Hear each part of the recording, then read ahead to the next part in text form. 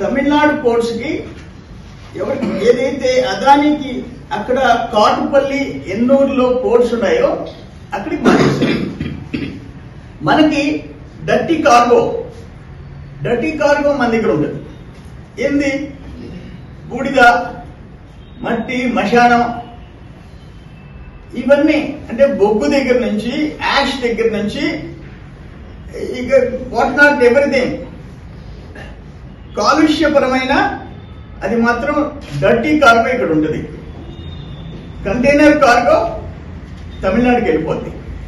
ఇది కేంద్ర ప్రభుత్వం అనుమతి అదానీ కంపెనీ తీసుకుంది.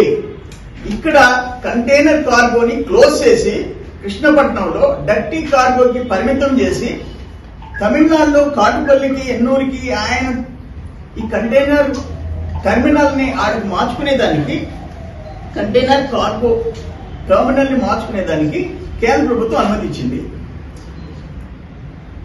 కేంద్రం ఒక్క రాష్ట్రంలో 1996లో నేను ఎమ్మెల్యే సరేపల్లి, చంద్రబాబు నాయుడు గారు ముఖ్యమంత్రి, నాట్కో చౌదరి గారి కంపెనీ ద్వారా శంకుస్థాపన చేసి పునాదులు వేసి మొదలు పెట్టించాం.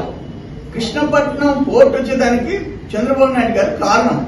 ఆ తర్వాత రాజశేఖర రెడ్డి గారు వచ్చినారు, సివి రావు గారు నవయుగ కంపెనీ టేకప్ చేసింది, బాగా పీక్ తీసుకెళ్ళింది. ఈ గవర్నమెంట్ వచ్చిన తర్వాత అదానీ అంటే ఈరోజు ఇంటర్నేషనల్ లెవెల్లో రిచెస్ట్ మ్యాన్, ఆయన తీసుకున్న తర్వాత రాష్ట్రానికి సంవత్సరానికి 900 నుంచి 1000 కోట్ల ఆదాయం పోవటం ఏంటి? ఆ తర్వాత దీంట్లో ఎంతమంది 9,000 నుంచి 10,000 వరకు దీని మీద ఆధారపడుతున్నారు. 9,000 నుంచి 10,000 మంది ఉద్యోగులు, ఉపాధి పోతా ఉంది.